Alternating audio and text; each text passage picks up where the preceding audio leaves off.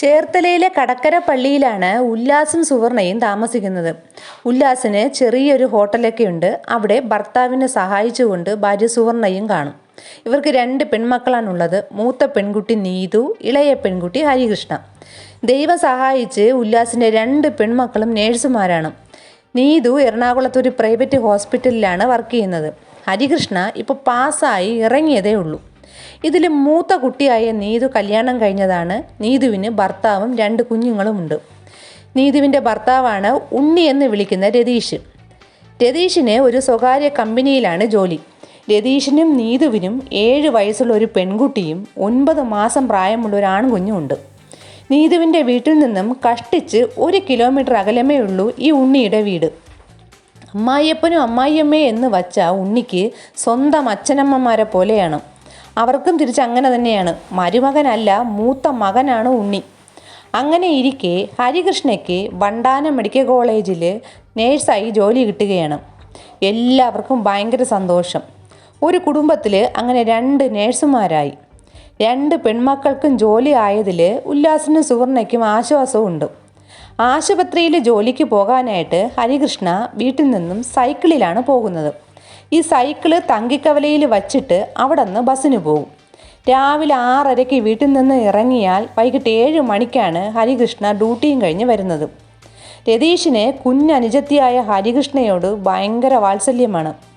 എങ്ങാനും നേരം വൈകുകയാണെങ്കിൽ രതീഷാണ് ആശുപത്രിയിൽ കൊണ്ടാക്കുന്നതും വിളിച്ചുകൊണ്ട് വരുന്നതുമെല്ലാം. ഹരികൃഷ്ണയ്ക്കിപ്പോൾ 25 വയസ്സായി. അവൾക്ക് പറ്റിയ ഒരാളെ കണ്ടുപിടിക്കണമെന്ന് ഉല്ലാസും സുവർണയും ആലോചിക്കുകയാണ്. ഇത് തന്നെയാണ് ഉണ്ണിയുടെയും ചിന്ത. ഉണ്ണിയും ഉല്ലാസുമൊക്കെ അക്കാര്യം ഹരികൃഷ്ണയോട് പറയുകയും ചെയ്തു. നല്ല ആലോചന ഒത്തുവന്നാൽ ഇനി കല്യാണത്തെപ്പറ്റി നമുക്ക് ചിന്തിക്കാമെന്ന് അവർ പറഞ്ഞു. ഹരികൃഷ്ണയ്ക്ക് അതിലൊന്നും ഇപ്പോൾ ശ്രദ്ധിക്കാനേ തോന്നുന്നില്ല. അവളുടെ മട്ടും മാതിരിയും ഒക്കെ കണ്ടിട്ട് സുവർണയ്ക്ക് ഒരു സംശയം, ഇനി ഇവൾക്ക് വല്ല പ്രേമമോ മറ്റോ ഉണ്ടോ എന്ന്. അത് അവളോട് തന്നെ തുറന്നങ്ങ് ചോദിച്ചു. ഹരികൃഷ്ണ ആ ചോദ്യം കേട്ടതും കലി കയറി തുള്ളി. നിങ്ങൾ വിചാരിക്കും പോലെ എനിക്ക് ഒരുത്തനോട് ഒരു പ്രേമവുമില്ല, ഒരു കുന്തവുമില്ല എന്ന് അവൾ തറപ്പിച്ചു പറഞ്ഞു. പിന്നെ എന്താണ് നീ കല്യാണക്കാര്യം പറയുമ്പോൾ പിടിതരാത്തതെന്നായി അമ്മ സുവർണ. അതിന് ഹരികൃഷ്ണ വീട്ടിലെല്ലാവരോടുമായി ഉത്തരം പറയുകയാണ്. എനിക്കിപ്പോഴെങ്ങും കല്യാണം വേണ്ട. എനിക്ക് ഒരുപാട് ആഗ്രഹങ്ങളൊക്കെ ഉണ്ട്. കല്യാണവും കുടുംബവുമൊക്കെ ഒരു നിലയിലെത്തിയ ശേഷം മാത്രം. ശരി, നിന്റെ ഇഷ്ടം പോലെന്ന് വീട്ടുകാരും പറഞ്ഞു. അല്ലാതെ അവരെന്ത് ചെയ്യാൻ? നിർബന്ധിച്ച് നടത്തേണ്ട ഒന്നല്ലല്ലോ കല്യാണമെന്ന് ആ മാതാപിതാക്കൾ ചിന്തിച്ചു കാണണം. അങ്ങനെ എല്ലാവരും നല്ല സന്തോഷത്തിൽ ഇങ്ങനെ പോകുകയാണ്. നീതുവിൻ്റെ ഇളയ കുഞ്ഞിന് ഒരു ദിവസം സുഖമില്ലാതാവുകയാണ്. വയ്യാതായതുകൊണ്ട് തന്നെ കുട്ടി നല്ല നിർബന്ധത്തിലാണ്. നീതുവിനെ കൊണ്ട് ഒറ്റയ്ക്കൊന്നും പറ്റുന്നുമില്ല. ഇവരാണെങ്കിൽ ഇപ്പോൾ കുറച്ചപ്പുറത്തൊരു വാടക വീടെടുത്ത് താമസിക്കുകയാണ്. ഹോട്ടലിലെ തിരക്ക് കാരണം സുവർണയ്ക്ക് വരാനും പറ്റുന്നില്ല. നീതുവിൻ്റെ കഷ്ടപ്പാട് കണ്ട് ഉണ്ണി പറഞ്ഞു, നമുക്ക് ഹരികൃഷ്ണയെ വിളിക്കാം. അവൾ വന്നൊന്ന് നിന്നെ സഹായിക്കുകയാണെങ്കിൽ നിനക്കത് വലിയൊരു ആശ്വാസമാകും. നീതുവിനും അങ്ങനെ നല്ലതാണെന്ന് തോന്നി. കാരണം ഈ 2 കുട്ടികൾക്കും ഹരികൃഷ്ണ എന്നാൽ ജീവനാണ്. ഒടുവിൽ നീതുവിൻ്റെ അഭിപ്രായ പ്രകാരം ഉണ്ണി ഹരികൃഷ്ണയെ ഫോൺ വിളിച്ച് വിവരം പറഞ്ഞു. കുഞ്ഞിന് വയ്യ എന്ന് കേട്ടപ്പോഴേ ഹരികൃഷ്ണയ്ക്ക് വെപ്രാളമായി. രാത്രി തങ്കിക്കവലയിൽ ബസ് ഇറങ്ങുകയാണ്. അവിടെ ചേട്ടൻ ഉണ്ണി ബൈക്കുമായി കാത്തു നിൽപ്പുണ്ട്. നീതു പറഞ്ഞു വിട്ടതാണ് കൂട്ടിക്കൊണ്ടുവരാൻ എന്ന് ഉണ്ണി പറഞ്ഞു. ഉണ്ണിയുടെ ബൈക്കിൽ കയറി ഹരികൃഷ്ണ വീട്ടിലേക്ക് പോവുകയാണ്. അങ്ങനെ ഉണ്ണിയും ഹരികൃഷ്ണയും വീടെത്തി. ഉണ്ണി നീതുവിനോട് ദാ ഹരികൃഷ്ണ വന്നു എന്ന് പറഞ്ഞുകൊണ്ട് അകത്ത മുറിയിലേക്ക് എത്തിയതും പിന്നാലെ നീതുവും അവിടെ എത്തി. അപ്പോഴാ മുറിക്കുള്ളിൽ അവർ കണ്ട കാഴ്ച ഞെട്ടിക്കുന്ന ഒന്നായിരുന്നു. ഹരികൃഷ്ണയും ഉണ്ണിയും മുഖത്തോട് മുഖം നോക്കി ഇങ്ങനെ നിന്നുപോയി. എന്താണ് അവരവിടെ കണ്ട ആ കാഴ്ച? ചുരുങ്ങിയ സമയം കൊണ്ട് നീതു എന്താണ് ചെയ്തത്? വളരെ ട്വിസ്റ്റുകൾ നിറഞ്ഞ ആ സംഭവത്തിലേക്ക് നമുക്കൊന്ന് പോകാം. എൻ്റെ പേര് ഷീജ. ക്രൈം ത്രില്ലർ സ്റ്റോറീസ് കേൾക്കാൻ താല്പര്യമുള്ളവരാണ് നിങ്ങളെങ്കിൽ എൻ്റെ ഈ ചാനൽ ഒന്ന് സബ്സ്ക്രൈബ് ചെയ്യണേ. ഈ വീഡിയോയ്ക്ക് ഒരു ലൈക്കും തരൂ. Welcome back to Sheeja's creations. ഈ ഹരികൃഷ്ണയ്ക്ക് ജോലി കിട്ടിയ ശേഷം വല്ലാത്തൊരു മാറ്റം. അടിമുടി അവൾ മാറിയിരിക്കുകയാണ്. ഇത് ആർക്ക് മനസ്സിലായില്ലെങ്കിലും അമ്മയായ സുവർണയ്ക്ക് മനസ്സിലായി. അവൾക്ക് ജോലിക്ക് പോകണമെന്ന ഒരൊറ്റ ചിന്തയേ ഉള്ളൂ. നല്ല നല്ല ആലോചനകൾ പലതും വന്നെങ്കിലും എല്ലാം ഹരികൃഷ്ണ വേണ്ട വേണ്ട എന്ന് പറയുകയാണ്. വല്ല ചുറ്റിക്കളിയും ഉണ്ടോ എന്ന് ചോദിച്ചപ്പോൾ അവൾക്കത് കേട്ടതേ ദേഷ്യവും വന്നു. എന്നാൽ അവളുടെ സമ്മതം കിട്ടിയ ശേഷം ആലോചിക്കാം എന്ന് പറഞ്ഞ് വീട്ടുകാരിങ്ങനെ വെയിറ്റ് ചെയ്യുകയാണ്. അപ്പോഴാണ് ഹരികൃഷ്ണ ചേച്ചിയായ നീതുവിനോട് ആ സത്യം തുറന്നു പറയുന്നത്. ആശുപത്രിയിൽ തനിക്കൊപ്പം ജോലി ചെയ്യുന്ന ഒരാളുമായിട്ട് താൻ ഇഷ്ടത്തിലാണെന്ന്. നീതുവിന് വിശ്വസിക്കാനായില്ല. ഇങ്ങനൊന്നുമല്ല ഹരികൃഷ്ണ പറഞ്ഞിരുന്നത്. അടുത്ത നീതുവിനോട് ഹരികൃഷ്ണ ഒരു രഹസ്യം കൂടി പറയുകയാണ്. അത് കേട്ട് നീതു ഒന്നൊന്നര ഞെട്ടി. നീതുവിനോട് ഹരികൃഷ്ണ പറഞ്ഞത്, എനിക്ക് കൂടെ ജോലി ചെയ്യുന്ന ഒരാളുമായിട്ട് ഇഷ്ടമുണ്ട്. ഞാൻ കെട്ടുന്നെങ്കിൽ അയാളെ കെട്ടുകയുള്ളൂ. പക്ഷെ ഒരു പ്രശ്നം എന്തെന്നാൽ അയാൾ നമ്മുടെ മതമല്ല. നീതു പറഞ്ഞു. അയ്യോ, ഇതാരും സമ്മതിക്കില്ല, ഇത് നടക്കില്ല. ഹരികൃഷ്ണ പറഞ്ഞു, അയാൾ ക്രിസ്ത്യാനിയാണ്. ഇത് ഇപ്പോൾ തൽക്കാലം ആരും അറിയണ്ട ചേച്ചി, നമുക്ക് പിന്നീട് നോക്കാം. എന്നാൽ നീതു നേരെ പോയി ഈ വിവരം അറിയിച്ചത് ഭർത്താവായ ഉണ്ണിയോടാണ്. ഉണ്ണിക്ക് കേട്ടപ്പോഴേ കലി അടക്കാനായില്ല. അയാളുടെ സകല നിയന്ത്രണവും പോയി. ഇയാളുടെ ഈ ദേഷ്യം കണ്ടപ്പോൾ നീതു വിചാരിച്ചത് അന്യമതത്തിലുള്ള ആളെ ഹരികൃഷ്ണ പ്രേമിച്ചതിലുള്ള പ്രശ്നമാണെന്ന്. ഇവിടെയാണ് ശരിക്കുമുള്ള ട്വിസ്റ്റ്. ഇയാൾ ഇത് ചെന്ന് നേരെ ഉല്ലാസിനോടും സുവർണയോടും പറഞ്ഞു. വീട്ടിലാകെ പൊട്ടിത്തെറിയും ബഹളമായി. ആരും പിന്നീട് ഹരികൃഷ്ണയോട് മിണ്ടുന്നില്ല, പ്രത്യേകിച്ച് ചേട്ടനായ ഉണ്ണി. ആ സ്ഥിതി ഇങ്ങനെ നിലനിൽക്കെയാണ് ഹരികൃഷ്ണയുടെ കാമുകൻ ആ വീട്ടിലേക്ക് കയറി വരുന്നത്. അയാളുടെ ആ വരവ് കണ്ട് ഹരികൃഷ്ണ പേടിച്ചു. അയാൾ വന്ന് ഉല്ലാസിനോട് ഹരികൃഷ്ണയെ ഇഷ്ടമാണെന്നും കല്യാണം നടത്തി തരണമെന്നും പറഞ്ഞു. ഉല്ലാസ് അയാളെ ആട്ടിയിറക്കി വിടുകയാണ്. ഇതെല്ലാം കണ്ടുകൊണ്ട് ഉണ്ണി മിണ്ടാതെ മുറ്റത്ത് നിൽപ്പുണ്ട്. ഉണ്ണി പുറത്തിറങ്ങിയ ആ പയ്യനോട് മേലാൽ ഇവിടെ വരരുതെന്നും എല്ലാം ഇവിടെ വച്ച് മറന്നേക്കണമെന്നും പറഞ്ഞു. ഇതിനു ശേഷവും 2 തവണ ഉണ്ണി ആശുപത്രി ചെന്ന് ആ പയ്യനെ കണ്ട് ഈ ബന്ധത്തിൽ നിന്നും പിന്മാറാൻ പറഞ്ഞ് വഴക്കുണ്ടാക്കി. ഇത് ഹരികൃഷ്ണയ്ക്ക് ഉണ്ണിയോട് നല്ല ദേഷ്യമുണ്ടാക്കുകയാണ്. ഹരികൃഷ്ണയ്ക്ക് തന്നോട് നല്ല ദേഷ്യമുണ്ടെന്ന് മനസ്സിലായതോടെ ഉണ്ണി അവളോട് പറഞ്ഞു, ഞാൻ ഇനി ഈ പ്രശ്നത്തിൽ ഇടപെടില്ല. നീയായി നിന്റെ കാമുകനായി. എന്നെ നല്ലതിനും ചീത്തയ്ക്കും നീ ഇതിന് പ്രതീക്ഷിക്കണ്ട. അങ്ങനെ ആഴ്ചകൾ കടന്നുപോയി. എല്ലാവരും മെല്ലെ ഹരികൃഷ്ണയോട് ഇങ്ങനെ മിണ്ടിത്തുടങ്ങി. ഒരു കുഴപ്പവുമില്ലാതെ ഇങ്ങനെ പോകുകയാണ്. 2021 ജൂലൈ 23 രാത്രി 8 മണിയായി. ഹരികൃഷ്ണ വീടെത്തിയില്ല. ഫോണിൽ വിളിച്ചിട്ടാണെങ്കിൽ ഫോൺ റിങ് ചെയ്യുന്നുണ്ട്, പക്ഷെ അവൾ എടുക്കുന്നില്ല. അച്ഛനമ്മമാർ നേരെ ഉണ്ണിയുടെ വീട്ടിലേക്കാണ് ആദ്യം പോയത്. ഈ വിവരം പറയാൻ ഹരികൃഷ്ണ എത്തിയില്ല എന്ന്. ഇവർക്ക് ഉറപ്പായിരുന്നു ആ ചെറുക്കൻ്റെ കൂടെ ഇവൾ ഒളിച്ചോടിയിരിക്കുമെന്ന്. അവിടെ കാര്യം പറയാൻ ചെന്നപ്പോൾ ഗേറ്റ് ഇങ്ങനെ തുറന്നു കിടക്കുകയാണ്. ഉണ്ണിയെ വിളിച്ചിട്ടാണെങ്കിൽ ഒരു അനക്കവും ഇല്ല. ജനാലയെ കൂടി അവർ നോക്കിയപ്പോൾ ഹാളിൽ ഫാൻ ഇങ്ങനെ സ്പീഡിൽ കറങ്ങുന്നുണ്ട്. ഉണ്ണിയുടെ ഫോണിൽ വിളിച്ചിട്ടാണെങ്കിൽ അവൻ ഫോണും എടുക്കുന്നില്ല. എന്തൊക്കെയോ പന്തികേട് തോന്നിയ ഉല്ലാസ് വാതിൽ തുറക്കാൻ ശ്രമിച്ചപ്പോൾ അകത്ത് വാതിൽ കുറ്റിയിട്ടിരിക്കുകയാണ്. അയാൾ ആൾക്കാരെയൊക്കെ കൂട്ടിക്കൊണ്ടുവന്ന് ആ വാതിലങ്ങ് ചവിട്ടി തുറന്നു. അകത്ത് കയറിയ ഉല്ലാസും നാട്ടുകാരും കാണുന്നത് കട്ടിലിൽ മരിച്ചു കിടക്കുന്ന ഹരികൃഷ്ണയെയാണ്. വസ്ത്രങ്ങളൊക്കെ കീറി പറഞ്ഞു കിടക്കുന്നുണ്ട്. ശരീരത്തിലാണെങ്കിലും മണ്ണും അവിടെ എവിടെയായിട്ട് പറ്റിയിട്ടുണ്ട്. ഒരൊറ്റ നിലവിളിയാണ് ആ അച്ഛനമ്മമാർ.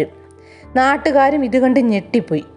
പട്ടണക്കാട് പോലീസ് ആരോ വിളിച്ചു പറഞ്ഞതറിഞ്ഞ് സംഭവ സ്ഥലത്തെത്തി. ഉണ്ണിയാണെങ്കിൽ അവിടെ എങ്ങും കാണാനില്ല. ഹരികൃഷ്ണയുടെ മരണം നടന്നിട്ട് ഏകദേശം 1 മണിക്കൂർ പിന്നിട്ടെന്ന് പരിശോധനയിൽ മനസ്സിലായി. ബോഡി ഓട്ടോപ്സിക്ക് അയച്ചു. പിറ്റേ ദിവസം അന്വേഷണ ഉദ്യോഗസ്ഥനായ RS ബിജുവിന് ഒരു വിവരവും കിട്ടുകയാണ്. അങ്ങനെ പോലീസ് ഹരികൃഷ്ണയുടെ കൊലപാതകിയെന്ന് സംശയിക്കുന്ന ആളെ പിടികൂടി. അത് മറ്റാരുമല്ല, ഉണ്ണിയാണ്. പോലീസ് എല്ലാ തെളിവുകളും മുന്നിൽ വച്ചുകൊണ്ട് അയാളെ ചോദ്യം ചെയ്തു. അപ്പോഴാണ് ഉണ്ണി എല്ലാം തുറന്നു പറയുന്നത്. നടന്നത് ഇതാണ്. ചേച്ചിയുടെ ഭർത്താവായി ആ വീട്ടിൽ വന്ന സമയം മുതൽ ഉണ്ണിക്ക് ഹരികൃഷ്ണയിൽ ഒരു കണ്ണുണ്ടായിരുന്നു. ഹരികൃഷ്ണയോടുള്ള അമിതമായ സ്നേഹപ്രകടനങ്ങളും കരുതലും ഒക്കെ ഒരു മൂത്ത ചേട്ടൻ്റെ വാത്സല്യമാണ് എന്നാണ് ആ വീട്ടിലെല്ലാവരും കരുതിയിരുന്നത്. നീതു 2ാമത്തെ കുട്ടിയെ പ്രസവിച്ച് കിടക്കുന്ന സമയത്ത് ഈ ഉണ്ണി ഹരികൃഷ്ണയോട് നിലവിട്ട് പെരുമാറാൻ തുടങ്ങി. ഇത് ഹരികൃഷ്ണയ്ക്ക് തെറ്റായ ഒരു കണ്ണോടെയാണ് ഉണ്ണി തന്നെ കാണുന്നതെന്ന് മനസ്സിലായി. ആ സമയത്താണ് ഹരികൃഷ്ണയ്ക്ക് വണ്ടാനം മെഡിക്കൽ കോളേജിൽ നേഴ്സായി ജോലി കിട്ടുന്നത്. ജോലിക്ക് കയറിയ ഹരികൃഷ്ണയ്ക്ക് വീട്ടുകാരിങ്ങനെ തകൃതിയായിട്ട് കല്യാണം ആലോചിക്കാൻ തുടങ്ങിയത് ഇയാൾക്ക് സഹിച്ചില്ല. വന്ന 2 ആലോചനകളും ഉണ്ണി തന്നെ മുടക്കി. അതും ഹരികൃഷ്ണയുടെ സ്വഭാവം ശരിയല്ലെന്ന് പറഞ്ഞാണ് ഇയാൾ ആ കല്യാണം മുടക്കി വിടുന്നത്. ഇതൊന്നും വീട്ടുകാർ അറിയുന്നില്ല. അപ്പോഴാണ് ഹരികൃഷ്ണയും കല്യാണം വേണ്ട എന്ന് ഒറ്റക്കാലിൽ നിന്നത്. ഇത് ഉണ്ണിക്ക് വളരെ സന്തോഷവും ആശ്വാസവും ഒക്കെ ഉണ്ടാക്കി. തൻ്റെ പണി കുറഞ്ഞു കിട്ടിയല്ലോ എന്നും. ആ ആശ്വാസത്തിലിരുന്നപ്പോഴാണ് നീതു വഴി ഹരികൃഷ്ണയുടെ പ്രേമബന്ധം ഇവൻ അറിയുന്നത്. ഇവനാകെ കലിപ്പായി. വീട്ടിൽ വന്ന് പെണ്ണ് ചോദിച്ചതോടെ ഉണ്ണിക്ക് ആ പയ്യനോട് ദേഷ്യം കൂടുകയും ചെയ്തു. ഉണ്ണി 2 പ്രാവശ്യം ആശുപത്രിയിൽ ചെന്ന് ആ പയ്യനെ ഭീഷണിപ്പെടുത്തുകയും വഴക്കുണ്ടാക്കുകയും ഒക്കെ ചെയ്തു. ഈ വിവരം ആ പയ്യൻ ഹരികൃഷ്ണയോട് പറയുകയും ചെയ്തു, നിന്റെ ചേട്ടൻ ഇവിടെ വന്നിരുന്നുവെന്ന്. അപ്പോഴും ആ പയ്യൻ ഒരു കാര്യം തറപ്പിച്ചു പറഞ്ഞു ഹരികൃഷ്ണയോട്, നിന്റെ ചേച്ചിയുടെ ഭർത്താവിന് അനിയത്തിയുടെ പ്രേമബന്ധം പിടിച്ചതിലുള്ള ഒരു ദേഷ്യമോ വേവലാതിയോ അല്ല അയാളുടെ സംസാരത്തിലെന്ന് എനിക്ക് മനസ്സിലായി. അയാൾക്ക് മറ്റെന്തോ ഒരു ഉദ്ദേശമുണ്ടെന്ന്. ഹരികൃഷ്ണയ്ക്കും അതറിയാം. പക്ഷെ അവൾ അതൊന്നും അയാളോട് തുറന്നു പറഞ്ഞിട്ടില്ല. ഇനി വൈകിയാൽ തൻ്റെ കയ്യിൽ നിന്നും ഇവൾ വഴുതി പോകുമെന്ന് ഉണ്ണിക്കും മനസ്സിലായി. അതിന് അയാൾ ഒരു അവസരം കാത്തിങ്ങനെ ഇരുന്നു. ഇതധികം നീട്ടിക്കൊണ്ടു പോകാൻ പറ്റത്തില്ല. അങ്ങനെയാണ് നീതു നൈറ്റ് ഡ്യൂട്ടിക്ക് പോകുന്നത് ഇയാൾ മനസ്സിലാക്കിയത്. അന്ന് തന്നെയാണ് പറ്റിയ ദിവസമെന്ന് ഉണ്ണി മനസ്സിൽ കണ്ടു. അയാൾ ഹരികൃഷ്ണയെ ഫോണിൽ വിളിച്ചിട്ട്, ഇളയ കുഞ്ഞിന് തീരെ സുഖമില്ല, ഇത് പറഞ്ഞിട്ടാണ് വിളിക്കുന്നത്, നീ ഒരു സഹായം ചെയ്യുമോ എന്നൊക്കെ ചോദിച്ചു. അതും ചേച്ചി പറഞ്ഞതാണെന്നാണ് പറയുന്നത്. കൊച്ചിന് വയ്യെന്നും ചേച്ചി വിളിച്ചെന്നും ഒക്കെ കേട്ട പാടെ അതിൽ മറ്റൊന്നും തിരിഞ്ഞു ചിന്തിക്കാത്ത ആ പാവം പെൺകുട്ടി രാത്രി ആശുപത്രിയിൽ നിന്നും തങ്കിക്കവലയിൽ ഇറങ്ങി. ഉണ്ണി അവിടെ കാത്തു നിൽപ്പുണ്ടായിരുന്നു. ഇതിൻ്റെ ഇടയ്ക്ക് ഇയാൾ ചെയ്ത മറ്റൊരു ഉടായിപ്പത്തനം എന്തെന്നാൽ 2 കുട്ടികളെയും കുറച്ച് അപ്പുറത്തുള്ള ഒരു ബന്ധുവീട്ടിലേക്ക് കൊണ്ടാക്കുകയാണ്. അങ്ങനെ ഉണ്ണിക്കൊപ്പം ഹരികൃഷ്ണ ആ വീട്ടിനകത്ത് കയറി. ആ ദിവസം തന്നെ നീതുവിനും നൈറ്റ് ഡ്യൂട്ടി ആയിരുന്നു. ഇത് ഇവരാരും അറിയുന്നില്ല. ഉണ്ണി ഇതെല്ലാം അറിഞ്ഞു വെച്ചാണ് ഈ പ്ലാൻ മുഴുവൻ തയ്യാറാക്കിയത്. ഉണ്ണി ഹരികൃഷ്ണയ്ക്ക് വിശ്വാസം വരാൻ വേണ്ടിയിട്ട് നീതുവിൻ്റെ പേരെടുത്ത് വിളിച്ചുകൊണ്ട് അകത്തെ മുറിയിലേക്ക് കയറി. പിന്നാലെ ഹരികൃഷ്ണയും. ഉണ്ണി ഉടനെ ആ വാതിലങ്ങ് കുറ്റിയിട്ടു. ചേച്ചിയും കുട്ടികളും എവിടെ എന്ന് അവൾ ചോദിച്ചപ്പോൾ അവരാരും ഇവിടെ ഇല്ല, എനിക്ക് നിന്നോട് കുറച്ച് കാര്യം സംസാരിക്കാൻ തന്നെയാണ് ഞാൻ നിന്നെ ഇവിടെ കൂട്ടിക്കൊണ്ട് വന്നതെന്നായി ഉണ്ണി. ഹരികൃഷ്ണയ്ക്ക് ഇത് കേട്ട് ദേഷ്യം കയറി. അവൾ അവിടെ നിന്ന് എനിക്ക് പോകണമെന്ന് പറഞ്ഞപ്പോൾ അവൻ പറയുകയാണ്, നീ എന്ത് വിചാരിച്ചു അവൻ്റെ കൂടെ പോയി ജീവിക്കാമെന്നോ? നിനക്ക് വന്ന കല്യാണമെല്ലാം മുടക്കിയത് ഞാൻ തന്നെയാണ്. എന്നോട് സഹകരിച്ചില്ലെങ്കിൽ നിന്റെ ചേച്ചിയെയും പിള്ളേരെയും ഞാൻ കൊല്ലും, തീർച്ചയാണ്. ഇത് കേട്ട് ഭയന്ന് അവിടുന്ന് ഓടി രക്ഷപ്പെടാൻ ആ പെൺകുട്ടി ശ്രമിച്ചെങ്കിലും നടന്നില്ല. ഉണ്ണി അവളെ നശിപ്പിക്കാൻ ശ്രമിച്ചെങ്കിലും അവൾ പൊരുതി നിന്നു. ഒടുവിൽ അവൻ അവളെ ശ്വാസം മുട്ടിച്ച് കൊലപ്പെടുത്താൻ ശ്രമിച്ചു. അതിലവൾ മരണപ്പെടുകയും ചെയ്തു. മരിച്ചു കിടക്കുന്ന ആ ബോഡിയിൽ അവൻ അവൻ്റെ ആഗ്രഹം മുഴുവൻ നടത്തുകയാണ്. മൃഗീയമായൊരു പീഡനം തന്നെയാണ് ആ ശരീരത്തിൽ അവൻ നടത്തിയത്. ശേഷം ഹരികൃഷ്ണയുടെ ബോഡി എടുത്തുകൊണ്ട് പുറത്തെവിടെയെങ്കിലും കൊണ്ട് കുഴിച്ചു മൂടാൻ വേണ്ടി കൊണ്ടിറങ്ങി. നല്ല മഴ പെയ്തതോടെ അവനത് ബുദ്ധിമുട്ടായിരുന്നു. ആ ബോഡി എടുത്തുകൊണ്ട് ഇറങ്ങിയതും കയ്യിൽ നിന്നും ആ ബോഡി തറയിൽ വീണു. ആ മണ്ണ് പുരണ്ട ബോഡിയും കൊണ്ട് അവൻ തിരിച്ച് വീട്ടിനകത്തേക്ക് കയറിപ്പോയി ഫാന് ഫുൾ സ്പീഡിലിട്ടു. കുറച്ചു നേരം ഇങ്ങനെ ആലോചിച്ച ശേഷം ആ മൃതശരീരം അവിടെ ഉപേക്ഷിച്ച് അവൻ വീടും അകത്തു നിന്നും കുറ്റിയിട്ടിട്ട് അടുക്കള വഴി ഇറങ്ങി ഒരു ബന്ധുവിൻ്റെ വീട്ടിലേക്ക് വണ്ടിയിൽ പോവുകയാണ്. ആ ബന്ധുവിന് ഇവൻ്റെ പെരുമാറ്റത്തിലും സംസാരത്തിലും എന്തൊക്കെയോ പന്തികേട് തോന്നി. അപ്പോഴാണ് പിറ്റേ ദിവസം ഹരികൃഷ്ണയുടെ മരണവിവരം ആ ബന്ധു അറിയുന്നത്. ഇതോടെ അയാളുടെ സംശയം കൂടി. ഇവൻ്റെ ഈ ഒരു തലേ ദിവസത്തെ പതർച്ച കണ്ടപ്പോൾ അയാൾ നേരെ പട്ടണക്കാട് പോലീസിൽ വിവരം അറിയിക്കുകയാണ്. അങ്ങനെ ഉണ്ണി എന്നവൻ്റെ മുഖം മൂടി അഴിഞ്ഞു വീണു. ഈ കേസിൽ ഇതുവരെയും വിധി വന്നിട്ടില്ല. ഈ നല്ലവനായ ഉണ്ണിയെപ്പറ്റിയുള്ള നിങ്ങളുടെ അഭിപ്രായം എന്തെന്ന് കമൻറ്റ് ചെയ്യൂ. പുതിയൊരു ക്രൈം ത്രില്ലർ സ്റ്റോറിയുമായി വീണ്ടും വരാം. Thanks for watching.